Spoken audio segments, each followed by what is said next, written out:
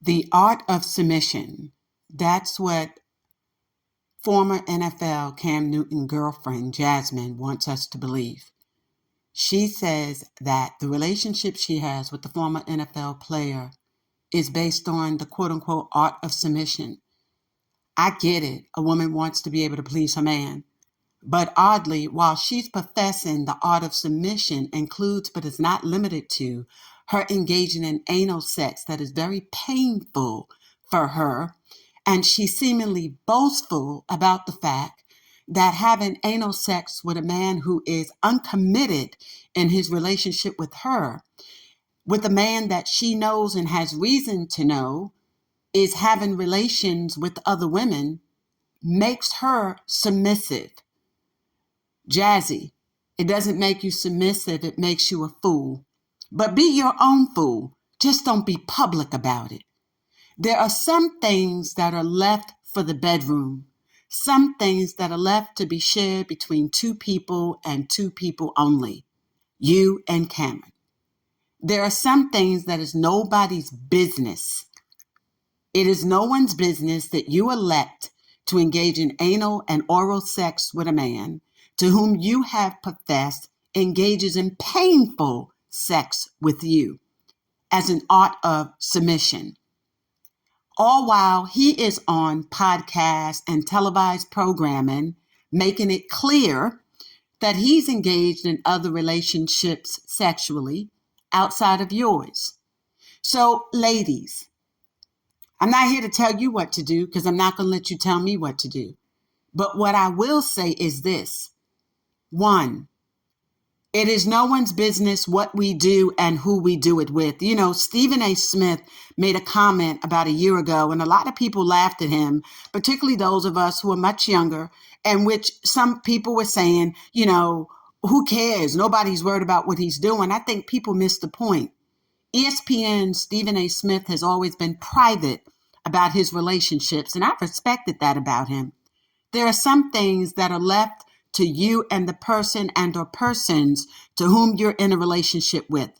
And in light of Cam Newton securing a new employment opportunity with ESPN, he needs to follow the same footsteps as Stephen A. Smith, because it is about representation of you as a Black man in journalism and broadcast and in the sports world. People look at you beyond the big hats, and how you respect or do not respect your mate, your live-in mate, is your business and your business only. But once you televise or publicize that, if you will, it becomes everyone's business with regard to how Black men treat their women overall. Few of us are in relationships where the world can see us. So when people like you and the Scotty Bonds of the world end up in relationships that become public with a disrespectful. I was trying to find another word that's appropriate for on air. Debauchery. That's really what it comes down to.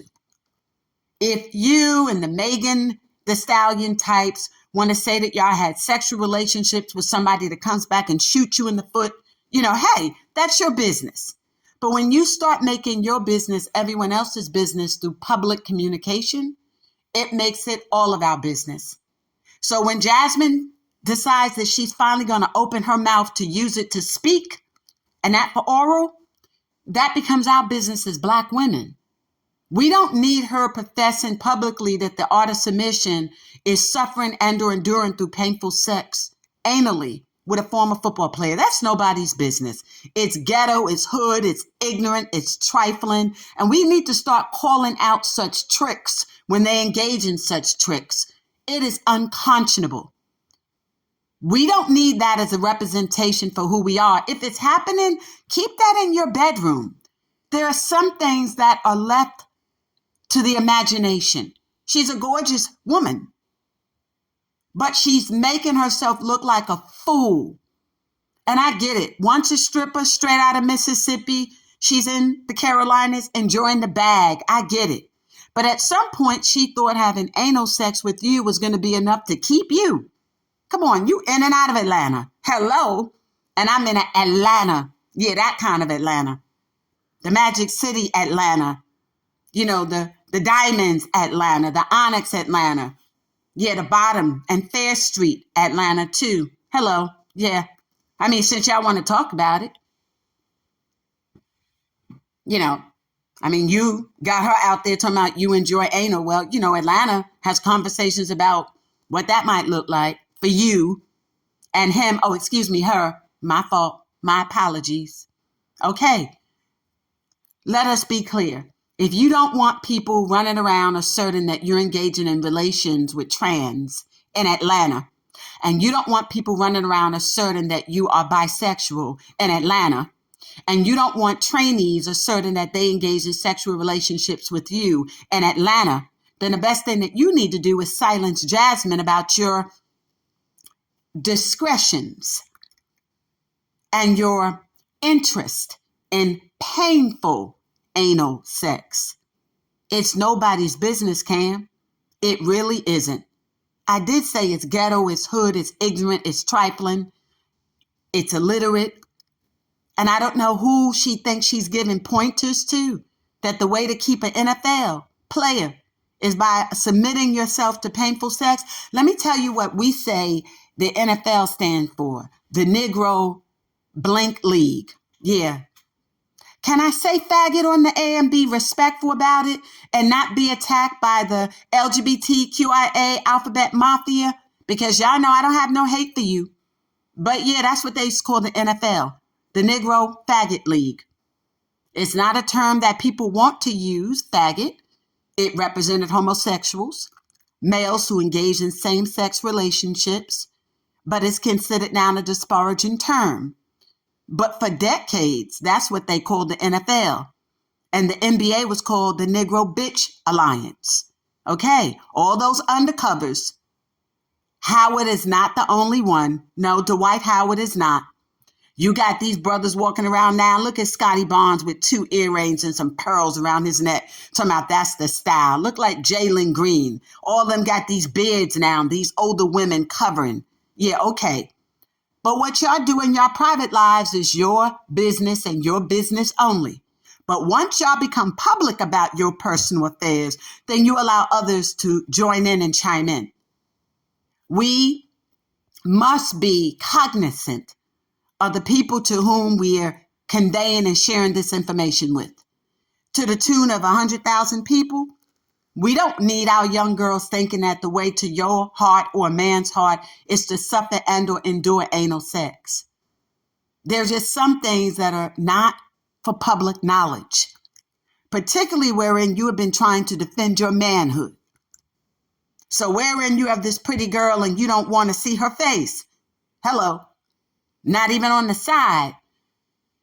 You know, there's a platform now that talks about men that don't even want the side. Well, you know, there's 2 types of sides. They usually, oh, that's my side, as in my side piece, my side chick. But then there are men that say that's my side, and that side is another man. Well, y'all know the terms. Don't look at me. I haven't created any of these terminologies. And an effort for us, particularly as Black women in the world, to be respected, it starts with us. We must be accountable and responsible for how men treat us. We must be accountable and responsible for how we allow ourselves to be treated. Some of that deals with our own indiscretion. Some of that deals with issues of self-esteem. Some of it may deal with not having father figures in the home or having male role models in our lives. And so as a result, we look for love in all the wrong places. But some of it might also be with being pretty dumb. Girls, women who are attractive but are uneducated and unemployed and can use their bodies to find the likes of a former NFL player. It is what it is. But nobody needs to know your business. I mean, we all may be doing the same thing, but it's nobody's business. You know, for me, it's an exit, not an entrance. For hers, it's an entrance. It is what it is. But it's nobody's business.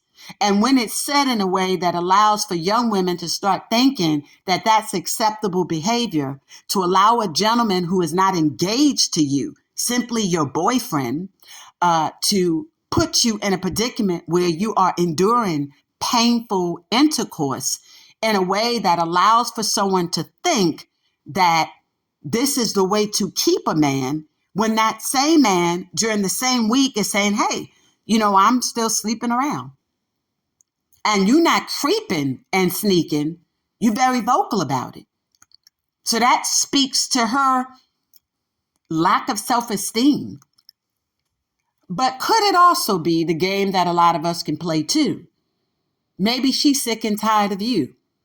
And maybe by her being so public about letting people know that she's done the 1, 2s, and 3s, and she don't mind being on her knees and let somebody go up her tail or get the hole.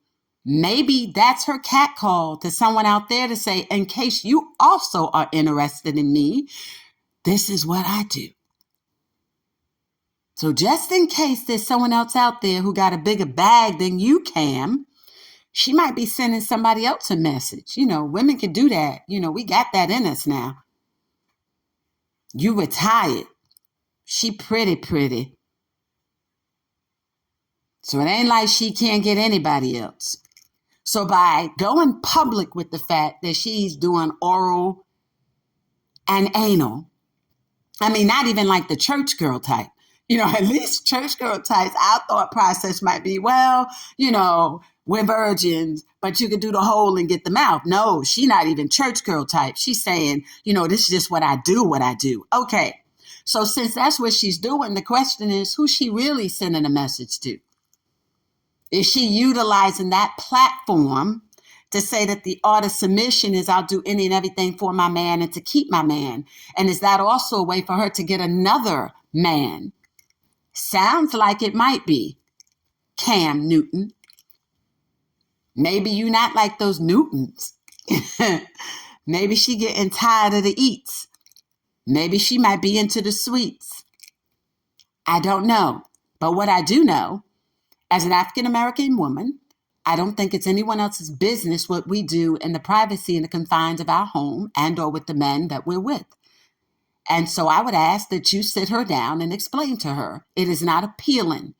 And again, she sounds like an illiterate, uneducated, ignorant, ghetto hood rat, a straight fool on a public platform telling people that you're going into her anus. And I'm going to say this. In the environment that we're in right now, with the allegations being lodged against the likes of the Sean Combs and a host of others in the industry. Nelly is faced with a barrage of allegations of rape. Trey Songz, NFL players, NBA players. Okay, you understand where I'm going.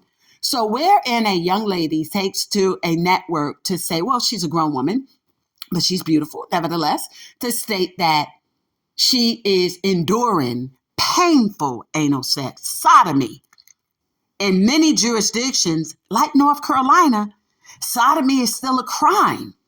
I don't think a lot of you know that. In a lot of jurisdictions, sodomy is still a crime. Why do you think so many people are being charged with it when you rape someone? It's like, well, what positions or how did they rape you? Was it oral? Was it anal? Okay, well, we're charging them with sodomy. Sodomy is still a crime, even in North Carolina. Okay? So you want to be careful and mindful about the manner in which she publicly alleges that you are engaging in painful anal sex with her, but she tries to endure it. Why? Is that a subliminal way for her saying she feel like she being forced to do it? Because if that is the case, and now she's out there with 100 and some odd thousand people hearing it, you might be having someone make phone calls to her to ask if she need any legal assistance. You might find yourself in a similar predicament like Sean Combs. He was with Casey for 10 years. I don't know how a trick can now say that, she's a Vic, but it is what it is. That sounds like the big trick, the CK type. But who am I? What do I know? Right? So that's all I wanted to chime on today and say. It is not the art of submission. It is the art of disrespect. It is disrespectful to her. It's disrespectful onto relationships. It's disrespectful regarding how she projects and presents herself as a Black woman in America. And though that might be her story, it should be a private story shared between you and her, or at best, if at all, between her and her girlfriends. You know, I'm just different about it. Maybe it's the New York in me. My circles are small, small, small. We just don't talk like that. I mean, I have people in our business like that, not even our closest of close. And we get it. We understand that. There's just some things you have to do. And particularly when you're in the space that you're now in. You know, Shannon Sharp, even had to apologize for that incident that he alleged happened accidentally. Nobody wants to hear about the type of intercourse that you gentlemen are having. There are just some things that are just not important. But better yet, they're nobody's business. So, Jazzy, that is not the art of submission. It's the art of disrespect and illiteracy and foolishness and stupidity. And I can only pray that you get self-esteem. Because I can't see how you think telling somebody that you're allowing a man to engage in painful intercourse with you because you think that was going to help you keep him. How that worked out for you? He just embarrassed you by saying that even your best is not good enough for him. Thank you for joining me today on Filter Rim. This is Lisa Hampton. Love is selflessly authentic. Remember that. Love is selflessly authentic, but it's not stupid. Having all money, power, talent, opportunities now. Yeah, but not at all cost. Thank you. Chime in, and we have posted the first promo of the upcoming Allen Iverson documentary, Ron Ball, The Allen Iverson Way.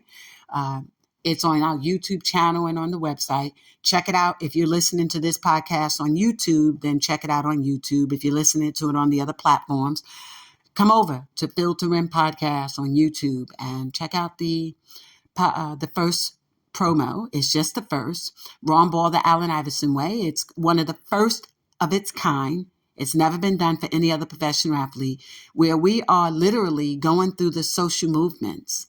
All since we said he's a cultural icon, we're taking him through all the social movements from his birth all the way up to the present. And I think you all are going to enjoy the outcome. In fact, I'm almost guaranteed and sure you are. The first promo, I got a lot of you who sent me emails. I would have really wished that you all put those on comments. I'm not afraid of good, bad, or indifferent comments. That's what the platform is there for. This is the fourth posting. Some people you're going to notice we've changed out. We're trying to cater to generations X, Y, and Z, trying to hear from you all on different levels. So don't be afraid to post your comments on the platform. I did get a lot of good ones that came to me by email, but even the ones that you all said, no, we want to see him doing this and that, or this is what we would like. I would love for you to have done that on the comment section. So again, thank you. Continue to support us as we grow this community here on Filter Rim Podcast. As you all know, I'll be going live for the second season. The first season was uploaded completely, so there's a lot of shows on YouTube that show 00. That's only because we uploaded all of those shows from the first season. And those shows had pretty much, some of them are a couple of months old now. But we're trying, we're getting there. Multitasking. Thank you. Be blessed and be encouraged.